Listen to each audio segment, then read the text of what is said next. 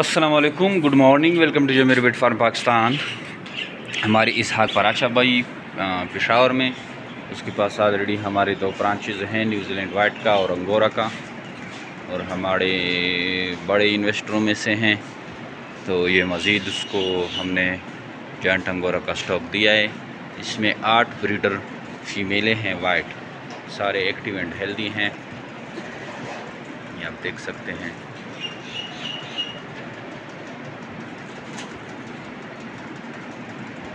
जमीर बेट farm Pakistan private limited Pakistan और Asia की वायद सबसे बड़ी कंपनी है जो आपको खरगोश देकर 12 साल तक इनके बच्चे खरीदने का एग्रीमेंट करती है। आइए जमीर बेट फार्मिंग पाकिस्तान के साथ 12 साल एग्रीमेंट करें और अपने आसान कारोबार का आगाज़ करें। हमारे पास अभी पैकेजेस चल रहे हैं, हाजी ऑफ़र चल रहा है।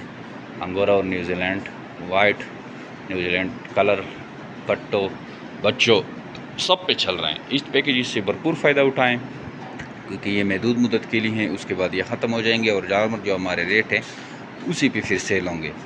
तो ये इन पैकेजेस से फ़ायदा उठाएं और फार्मिंग का आगाज़ करें। थैंक यू, अस्सलाम।